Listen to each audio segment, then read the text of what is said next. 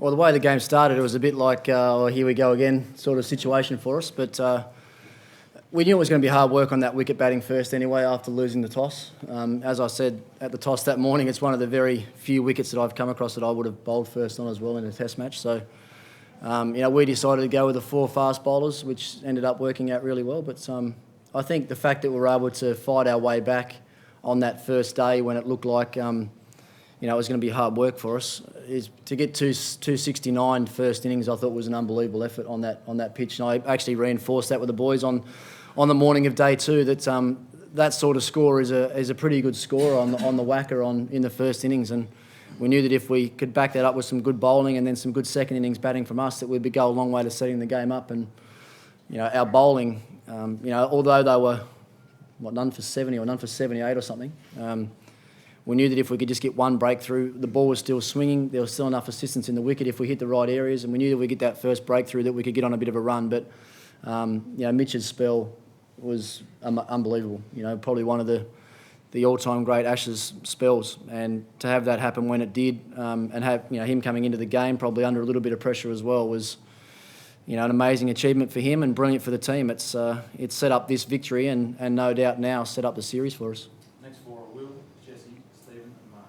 Ricky, obviously that was a very kind of emotional performance, the way wickets were celebrated and the way us celebrating done and that kind of stuff. Can you give us an idea of kind of the passion among you blokes over the last week?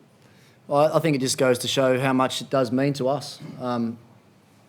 We've probably got a lot of celebration stored up in us after the first couple of weeks of the series as well, because we didn't do much celebrating in the first couple of games. So I think a lot of that emotion has really come out in us this week, and I love seeing us play with that sort of emotion. If we're playing with that sort of emotion, generally means great things for our team. And I also said to the guys, I think morning of day 3, that it was no coincidence with the amount of emotion and intensity and energy we had in the field.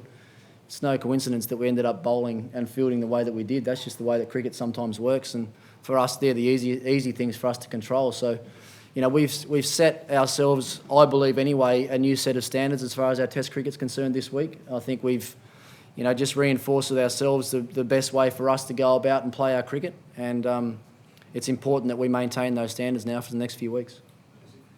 Do you reckon the psychological blow for England would be bigger because you managed to win by so much with no batting impact from 3 of your top 4? I don't know how they'll look at it, how they'll look at this win. I guess you look at the cold hard facts, that's exactly right. But you also know in any game that you play, in any win or loss that you have, there's always going to be 3 or 4 or 5 of you guys that don't have much impact on a game. That's just the way that the cricket's always been. And as I said at the start of the series, it's not about 1 or 2 of our players having outstanding individual series. It's about when an opportunity comes around for certain players to stand up and get the job done, that they do it. And if we have an even contribution from most of our players through the series, then I think we're a really good chance of winning the series. And at different times in this game anyway, we've had most of our guys contribute. Look at the first innings with Mitch with the bat, Haddon with the bat, Hussey with the bat.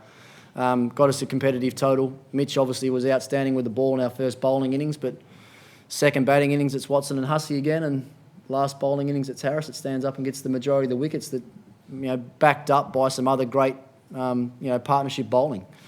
I think we've had a better team performance here than we've had in a long time, and as I said, it's important that we learn from that and make sure we just don't take the result for granted, and we learn from what we've done so well that's ended up making this win so significant. Just to talk about Mitch's spell again, people are still shaking their heads in disbelief, I think. Do you think it was so irresistible it has completely transformed the series? Well, it's transformed him, and it's transformed the way that everybody talks about him and thinks about him as a bowler, whether that's in this room or in the English dressing room. Most importantly in the English dressing room. I think some of the deliveries that he bowled that got their batsmen out will now have them thinking seriously about the way that they play him.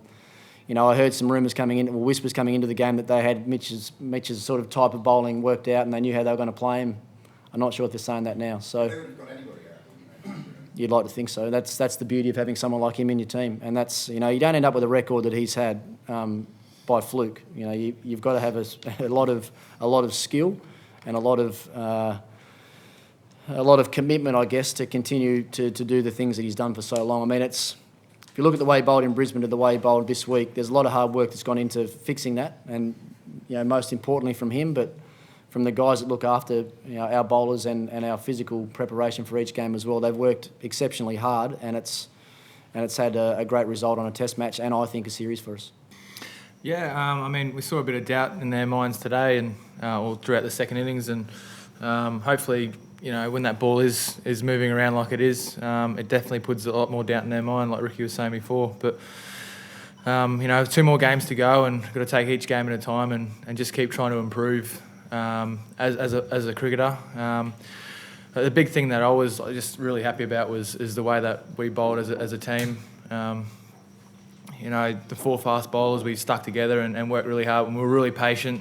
What we did this morning was really good. There's times where we've been in situations like this where we've gone pretty hard and tried to get wickets, and I think what we did this morning was just keep being patient, and it really worked for us. So if we can keep continuing that, it's going to give us all confidence. Have you got a different mindset personally about yourself with the confidence that Ricky's been talking about? That where you feel that? I just think the work that I did over the past 2 weeks has given me a lot of confidence in my bowling action at the moment. Feeling very strong, feeling very consistent with how things are going at the moment. So I think throughout that whole test match, I was very consistent with my lines and my lengths, and it's something that I need to keep remembering to do, and keep using the keys that I used throughout this test match, and keep bringing it into cricket, the next test.